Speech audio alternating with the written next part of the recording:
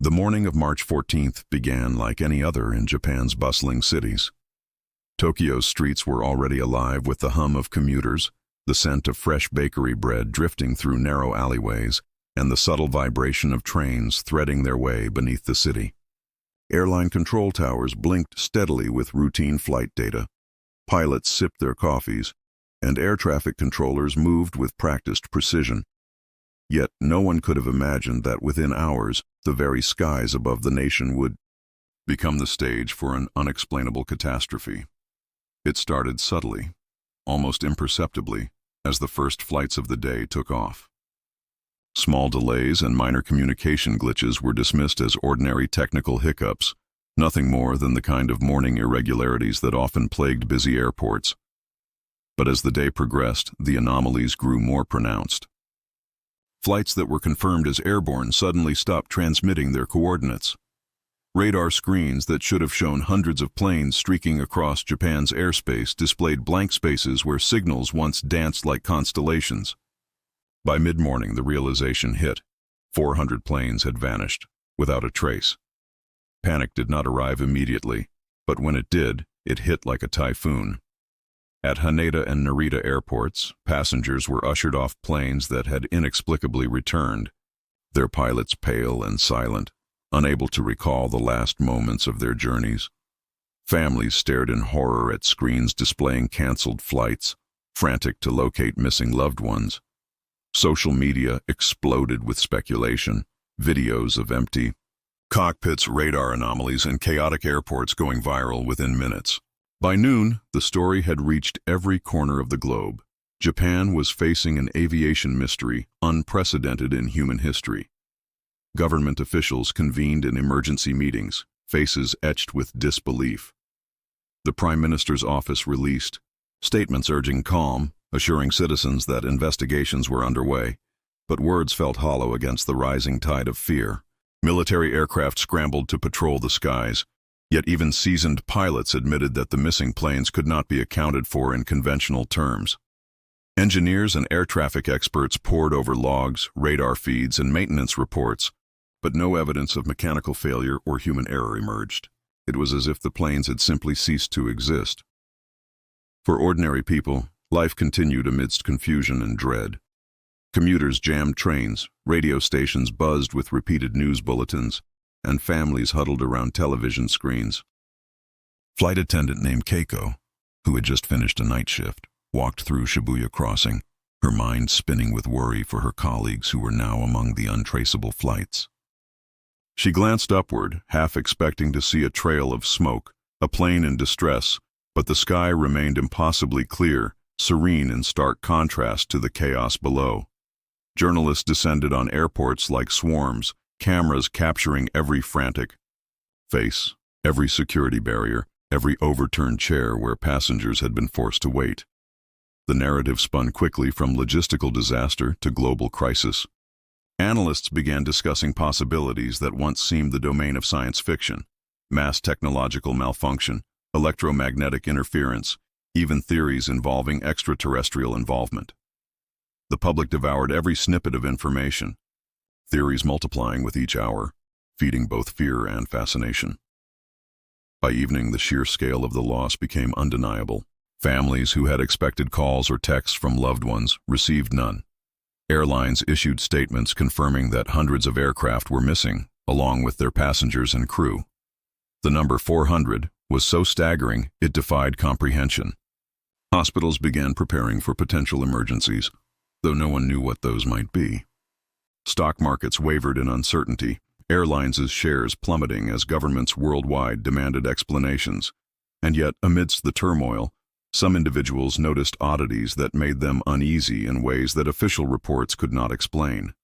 Radar technicians whispered about brief flickers of signals, planes appearing momentarily only to vanish again. Amateur pilots reported strange atmospheric phenomena, sudden drops in pressure, disorienting lights above the clouds, and electronic equipment failing inexplicably. Even the most rational minds began to sense a pattern, or perhaps a deliberate silence, woven into the very fabric of the skies. That night, As Tokyo's neon lights reflected on the rain-slicked streets and emergency sirens echoed in distant districts, the nation sat in stunned disbelief. Families clung to each other, journalists prepared for another day of relentless coverage, and the government continued to seek answers in a maze of unanswered questions. The sky, once a familiar domain of airliners and drones, had become an abyss of uncertainty. In homes across Japan, children asked questions their parents could not answer. Where did the planes go? Echoed in bedrooms and kitchens alike, a simple question met with the complicated silence of adults who themselves had no explanation. For the first time in decades, the rhythm of daily life felt fractured, suspended, above a mysterious void, and in the darkness above, unseen forces seemed to linger. Whatever had taken 400 planes in a single day had done so without leaving a trace, without a sound, and without warning. The nation that prided itself on order, precision, and technological mastery now faced the impossible. March 14th, once an ordinary date, would forever be remembered as the day Japan's skies went empty, and the world began to question what could vanish so completely, so suddenly, and so utterly. The day after the disappearance, Japan's cities awoke to a nation in disbelief. News outlets continued their relentless coverage, while emergency alerts flashed on every smartphone, warning citizens to remain vigilant and report anything unusual. Airports became the epicenters of chaos, with family members clamoring for information, airline employees working around the clock to compile lists of missing passengers, and authorities struggling to maintain order amid mounting panic. At Tokyo's Central Air Traffic Control, the situation had escalated into full-blown crisis mode. Controllers sat in front of flickering radar screens, the sterile glow of the monitors now more unsettling than reassuring. Each blank blip represented a plane that should have been there, each disappearance a puzzle piece that refused to fit into any logical pattern. Communication lines buzzed with calls from regional towers, military units, and desperate airline executives, each inquiry echoing the same impossible reality. No signal, no wreckage, no explanation. Outside the control rooms, families and reporters pressed for answers. The sight of parents shaking in the terminal, clutching boarding passes that now symbolized only absence, created a scene of quiet horror. Some cried openly, others clung silently to each other, while journalists documented every anguished expression. International media broadcast images of empty runways and closed gates to audiences around the globe, emphasizing the unprecedented scale of the catastrophe. The world had never seen anything like it, and Japan, a nation accustomed to precision and safety, was suddenly at the center of an unexplainable disaster. Military units were deployed to patrol the skies, yet their missions were as frustrating as they were urgent. Jets and helicopters scoured every inch of airspace, performing maneuvers designed to detect anomalies, but returned reports yielded nothing. Pilots described strange occurrences, radars flickering, instruments behaving erratically, and lights appearing in the sky only to vanish moments later, but nothing tangible emerged. The disappearance had left no debris, no clues, not even a faint signal to follow. It was as if the planes had evaporated into another dimension, leaving only a vacuum where normalcy once existed.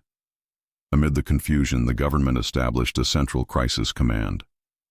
Experts in aviation, meteorology, physics, and even cybersecurity were summoned to evaluate every possible cause.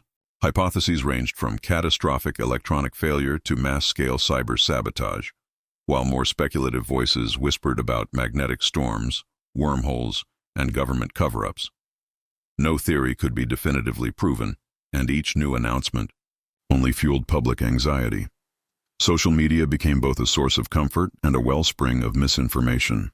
Videos of radar anomalies, purported sightings of missing aircraft, and conspiracy theories spread rapidly, feeding a culture of fear that gripped every corner of the country. In the midst of this chaos, ordinary citizens became part of the search effort. Amateur radio operators tuned into frequencies in the hopes of picking up a signal, while enthusiasts scanned flight tracking websites for the slightest anomaly.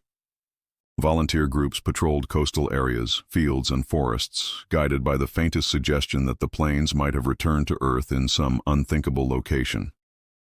The national sense of responsibility was palpable.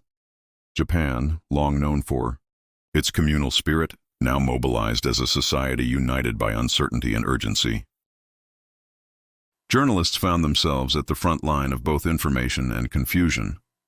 Kei Tanaka, a young reporter for a major Tokyo newspaper, traveled from Haneda to Narita, documenting the chaos, interviewing frantic families, and compiling first-hand accounts of pilots and controllers.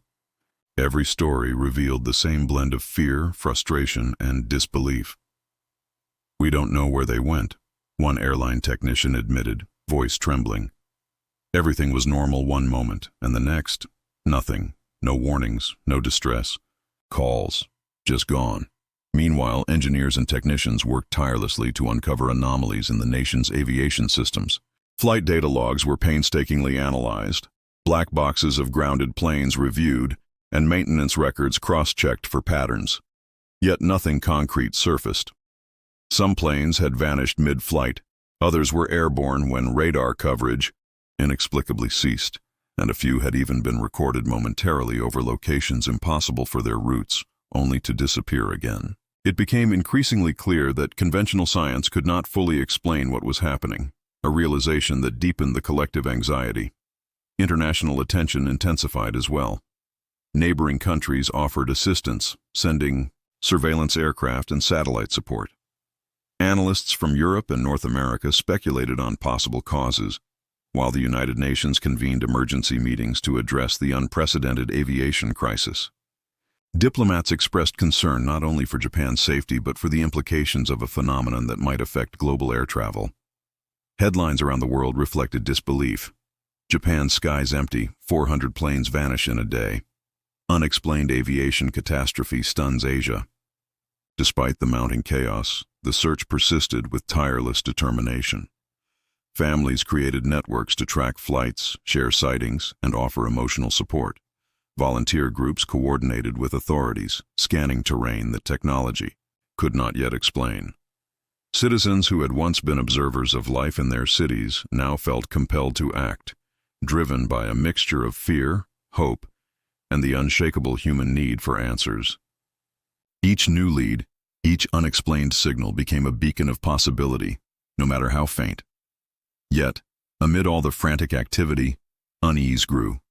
Small inconsistencies began to surface in witness reports. Pilots describing fleeting lights that seemed almost conscious, radar technicians recalling blips moving in impossible ways, and civilians seeing flashes in the sky with no apparent source. Some dismissed these accounts as stress-induced hallucinations, while others could not ignore the possibility that the disappearances were not mere accidents, but the result of something far more extraordinary. By the end of the day, the search had covered hundreds of miles involving military units, volunteer teams, and international experts. Still, no trace of the missing planes could be found. Exhaustion hung over the nation like a heavy fog, yet determination remained. Japan had faced natural disasters, earthquakes, tsunamis, and nuclear crises, but this unprecedented vanishing of 400 planes challenged every assumption about safety, technology, and human understanding. As night fell, Tokyo's skyline shimmered under a moon that seemed indifferent to human panic. Emergency lights cast long shadows across empty terminals, and the hum of anxious conversation filled the air. Somewhere above, in the vast unknown, the missing aircraft lay beyond reach, their absence a silent testament to the limits of comprehension. And beneath it all, the nation waited, searching, hoping, fearing, while the mystery deepened, its resolution slipping further into the realm of the inexplicable. Days turned into a week, and Japan remained in a tense limbo. The public, still grappling with the disappearance of 400 planes, oscillated between hope and despair. Yet beneath the surface of chaos, a quiet and determined search for answers was beginning to yield something unusual. Small, inexplicable clues that hinted the truth might be stranger than anyone had imagined. In a remote research facility on the outskirts of Nagano, Dr. Hiroshi Sato, an expert in atmospheric physics and electromagnetic anomalies, pored over satellite imagery and radar data. His lab, usually a haven for theoretical experiments, had been transformed into a war room of urgency. Screens lined every wall, displaying streams of data, anomalies, and flight paths that seemed to defy logic. "There's a pattern here," he muttered to himself, tapping at a graph of flight trajectories that twisted and looped in ways no aircraft should be able to perform. "Something is manipulating the skies." But what? Hiroshi's suspicions grew when he cross-referenced civilian flight paths with military radar logs. The anomalies were consistent. Every plane disappeared within a narrow band of airspace over central Japan, yet outside that band, everything remained normal. There were no signs of explosions, no radar signatures of crashes, no debris recovered anywhere. It was as if the aircraft had been lifted into a hidden dimension, a place where the laws of physics he had spent decades studying no longer applied. Meanwhile, at the Japan Aerospace Exploration Agency, JAXA, a team of engineers and pilots had begun reviewing satellite imagery captured just before the disappearances. Among thousands of frames, one image caught the attention of senior engineer Aiko Nakamura. It showed a faint, almost imperceptible distortion in the clouds, a shimmering veil stretching across the sky, pulsing with light that was too uniform to be natural. "Is it an optical illusion?" she whispered, zooming in repeatedly. But the distortion appeared across multiple satellite passes, suggesting that it was real, not a glitch. The discovery was subtle, yet undeniable. Something was moving through the air, something invisible yet capable of affecting aircraft. As Hiroshi and Aiko exchanged findings, a clearer, though unsettling picture began to emerge. The planes had not simply vanished by accident. The disappearances followed a precise sequence, almost as if guided by an intelligent force. Flight after flight had been absorbed into the distortion at specific altitudes, trajectories, and times, leaving the skies otherwise unchanged. Patterns invisible to ordinary observation became startlingly apparent to trained eyes. Someone, or something, was orchestrating the phenomenon. News of the discovery, though initially classified, leaked through hushed conversations among scientists and select government officials. Speculation ran wild: advanced secret technology, clandestine military operations, or even extraterrestrial involvement. Yet while the world debated, the scientists quietly pursued the data. Hiroshi's team began simulating the phenomenon using advanced models of electromagnetic fields and quantum entanglement. The results were unsettling. No conventional technology could replicate what they were observing. The forces at work defied human understanding, operating on a level that brushed against the edge of theoretical physics. Outside the lab, ordinary citizens began reporting strange atmospheric events that corroborated the scientists' findings. Pilots and amateur astronomers spoke of shimmering lights, sudden temperature shifts at high altitudes, and electrical systems failing inexplicably mid-flight. Some reported seeing objects moving with an unnatural precision, darting around clouds, and vanishing instantly. Social media buzzed with these accounts, often dismissed as exaggerations, but now the reports aligned with the emerging scientific patterns, lending them a disturbing credibility.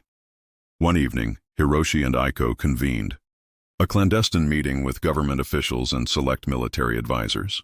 The room was tense, filled with individuals accustomed to precision and order but now confronted by the inexplicable. Hiroshi displayed a map of Japan, overlaid with disappearance sites, satellite anomalies, and unusual atmospheric readings. "This isn't random," he said, voice steady but grave. "These events are coordinated, calculated, and intentional. The planes were not lost. They were taken. And I believe the forces responsible are not terrestrial." The room fell silent. Military advisors exchanged skeptical glances, while officials debated whether the information should be made public. Some feared mass panic. Others feared that inaction could worsen the situation. Aiko, usually reserved, leaned forward, her fingers tapping on the table. "We have proof that the phenomenon interacts with electromagnetic and gravitational fields," she said. "It can manipulate matter, displace aircraft, and possibly even hide them from observation. If this is technology, it is beyond anything humanity has ever developed. If it is something else, then we're facing an intelligence we cannot yet comprehend. Even as the meeting concluded, Hiroshi could not shake a creeping sense of foreboding.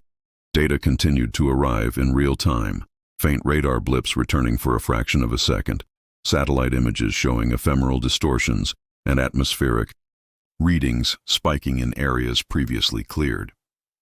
Each piece of evidence strengthened the conclusion that the phenomenon was active, intelligent, and still very much present. Late that night, as Tokyo slept under a sky that had become strangely quiet, Hiroshi stayed at his console, analyzing the latest wave of data. A single, almost imperceptible signal caught his attention, a pattern repeating across multiple locations, almost like a code embedded in the environment. His heart raced. It was as if the phenomenon was not just an event, but a message, a silent communication hidden within the disappearance itself, waiting for someone capable of deciphering it. The hidden truth, Hiroshi realized, was no longer a question of whether the planes would be found. It was a question of what or who had taken them, and why. The world had entered uncharted territory, a space where science, human comprehension, and reality itself were being tested. And as the first hints of the phenomenon's intelligence became clear, one terrifying thought emerged. If it could manipulate 400 planes without warning, what else could it manipulate next? The nation, the scientists, and the military, all were now participants in a mystery that defied explanation. And above it all, invisible and omnipotent, the forces responsible watched, calculated, and waited, leaving Japan and the world to grapple with a reality that was more extraordinary and more dangerous than anyone could have imagined. By the second week after the disappearances, Japan had transformed into a nation on edge. The initial chaos had given way to a tense, vigilant calm. Streets were quieter, airports eerily subdued, and the hum of daily life carried an undertone of uncertainty. Citizens moved about cautiously, knowing the skies above held secrets they could neither see nor fully comprehend. Meanwhile, scientists and military officials worked tirelessly, seeking a means not only to understand the phenomenon but to confront it. Dr. Hiroshi Sato and Aiko Nakamura became central figures in this effort.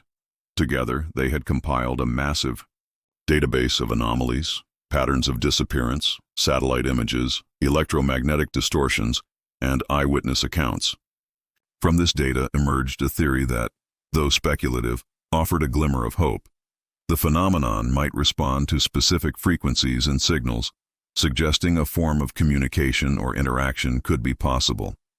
If true, this could provide humanity with a way to confront the force, or at least attempt to recover the missing planes.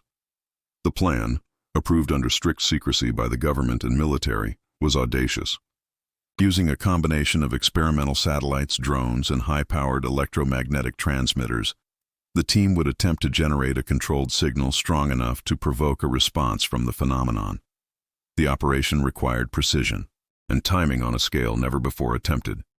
A single miscalculation could render the effort useless, or worse, provoke an unpredictable reaction. As preparations unfolded, tensions were high.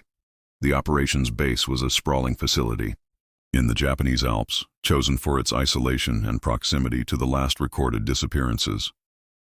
Engineers monitored every system, pilots rehearsed flight paths with military precision, and scientists fine-tuned signal frequencies that might mimic patterns detected in the phenomenon's behavior. Throughout the facility, the atmosphere was electric with anticipation and anxiety. Every team member knew they were venturing into the unknown. The first attempt, conducted at dawn, was tense and meticulous. Drones carrying experimental transmitters ascended into areas previously marked by the phenomenon. The air shimmered subtly, almost imperceptibly, as the signal was broadcast. For a moment, nothing happened. Then, a faint distortion appeared on radar. A high-pitched resonance filled the sensors, and an eerie pattern of lights flickered across the sky. The phenomenon was responding, confirming that interaction was possible. Emboldened by the success, the team prepared for a more direct approach, sending a manned aircraft equipped with advanced communication devices into the heart of the anomaly. Lieutenant Kenji Yamamoto, an experienced pilot known for his composure under pressure, volunteered for the mission. The aircraft, modified with experimental shielding and signal generators, was designed to both survive the phenomenon's influence and attempt to establish direct contact. As Kenji boarded, Hiroshi and Aiko monitored every system, their hands trembling despite the calm professionalism they projected. The moment the aircraft entered the designated zone, the phenomenon reacted violently. Air currents twisted unpredictably, instruments fluctuated, and the sky itself seemed to ripple like liquid metal. Kenji's voice, steady but strained, reported visual phenomena unlike anything imaginable: swirling lights, geometric patterns, suspended in midair, and shadows that seemed to move with deliberate intent. Yet amidst the chaos, the communication signals began to interact with the anomaly, producing faint, coherent responses. The phenomenon was not mindless, it was intelligent. On the ground, Hiroshi and Aiko deciphered the signals, discovering that the phenomenon had been attempting to communicate through subtle manipulations of electromagnetic and gravitational fields. The message was both warning and explanation. It was not malevolent in the human sense, but was acting according to principles humans could barely comprehend. The planes had been displaced, moved to a separate spatial dimension to prevent harm from an unknown, rapidly expanding cosmic disturbance. In other words, the disappearances were a protective measure, not an act of aggression. Relief washed over the team, tempered by the knowledge that the solution was far from simple. Recovering the planes required precise coordination and understanding of the phenomenon's behavior, as any error could cause permanent loss.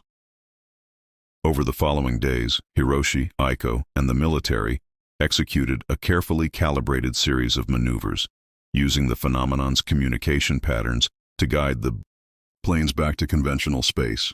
Gradually, aircraft reappeared in the skies over Japan, sometimes materializing in mid-flight, sometimes landing safely at airports, their pilots bewildered but unharmed. As the last of the missing planes touched down, a sense of collective awe settled over the nation. Japan had faced an unprecedented challenge, one that had tested the limits of science, human ingenuity, and courage. The phenomenon itself, having completed its protective task, receded quietly, leaving only faint atmospheric distortions as a reminder of its presence. Humanity had glimpsed a force beyond comprehension and had survived through determination, intelligence, and collaboration. In the aftermath, the global scientific community scrambled to study the event. Papers were written, conferences convened, and debates ignited over the nature of the phenomenon. Yet much remained unknown: its origin, its full capabilities, and whether it might return under similar circumstances. For Japan, the experience became both a source of national trauma and a testament to resilience. Families reunited, airlines resumed operations, and cities slowly returned to their familiar rhythms. But the memory of empty skies lingered. For Hiroshi and Aiko, the events had changed them irrevocably.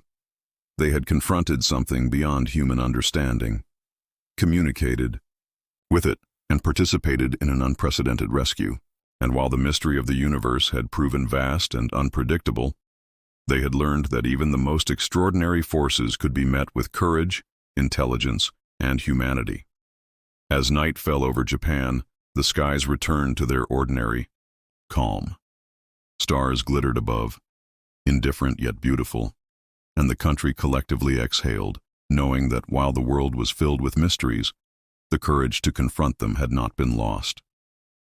The 400 planes had vanished and returned, but the experience had left a lasting imprint, a story that would be told for generations, a reminder that reality could be stranger than imagination, yet human ingenuity could rise to meet it.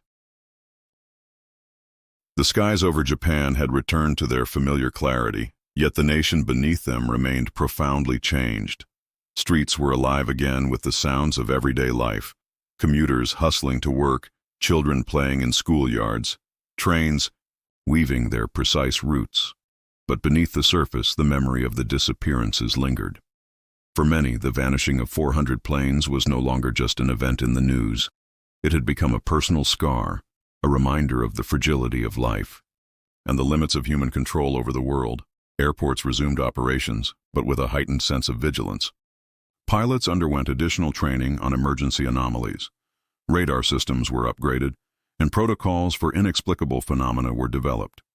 Airlines, once solely focused on efficiency and profit, now dedicated significant resources to resilience planning, contingency simulations, and communication networks to ensure that in any future event, lives could be safeguarded. Passengers returned, hesitant but resilient, carrying with them a quiet understanding that safety was never absolute. Yet human preparation could make the difference between disaster and survival. In the scientific community, Hiroshi Sato and Eiko Nakamura became figures of international renown. Conferences, interviews, and collaborations followed as researchers worldwide sought to understand the phenomenon, attempting to replicate its effects in controlled environments. Papers published by their team detailed patterns, electromagnetic interactions, and gravitational anomalies, forming the foundation of a new field of study that blurred the line between physics, technology, and phenomena previously relegated to speculation. Despite their fame, Hiroshi and Eiko remained focused on the unknown aspects, the questions still unanswered about origin, intelligence, and intent. They understood that humanity had witnessed only a glimpse of something far larger than itself. For ordinary citizens, the event became a moment of reflection. Families who had feared losing loved ones spent evenings recounting the days of uncertainty. Gratitude mingled with lingering anxiety. Communities, which had mobilized in collective search efforts, discovered new bonds of solidarity. Strangers became allies in shared vigilance.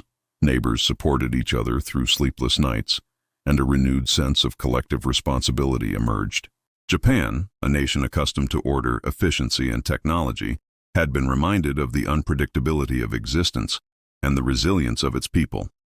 The media, while initially fixated on dramatic images and theories, shifted toward stories of courage and ingenuity. Pilots who had navigated the anomaly, engineers who had deciphered the hidden patterns, and families reunited with loved ones were celebrated as symbols of hope and human determination. Newspapers and broadcasts framed the narrative not merely as a tale of loss and fear, but as one of collaboration, intelligence, and the triumph of careful planning against an incomprehensible force. Even social media, once a source of rampant speculation, became a platform for shared relief, storytelling, and reflection on humanity's capacity to confront uncertainty. Yet despite the visible recovery, subtle unease remained.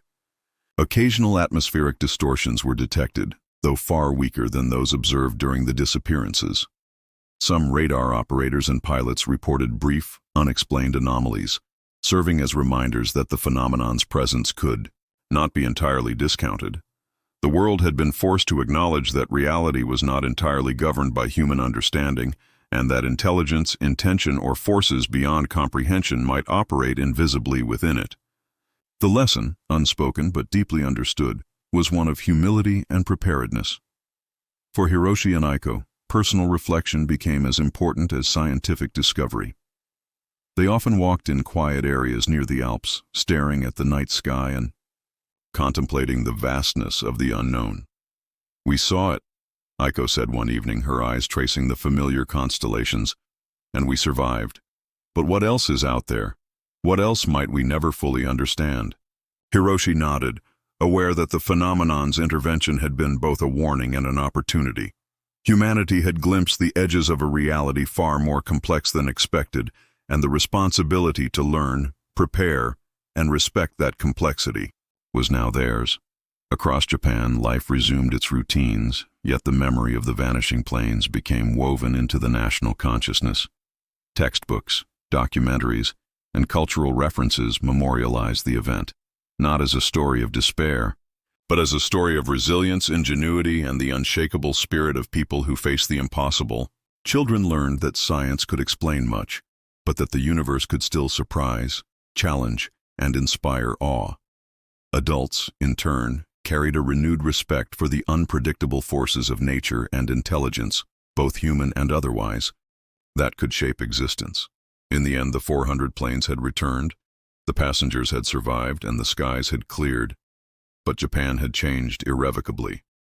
The country had faced an unimaginable crisis, confronted forces beyond human comprehension, and emerged not only intact, but wiser, more united, and more aware of its place in the vast tapestry of reality. And above it all, in the quiet, infinite sky, the phenomenon had receded, leaving only faint echoes of its presence, a reminder that the universe was far larger, far stranger, and far more intelligent than humanity could fully grasp. The story of March 14th became a testament that life, while fragile, could endure, that human courage and intellect could confront even the extraordinary, and that the unknown, though daunting, need not be a source of despair, but a call to vigilance, understanding, and awe.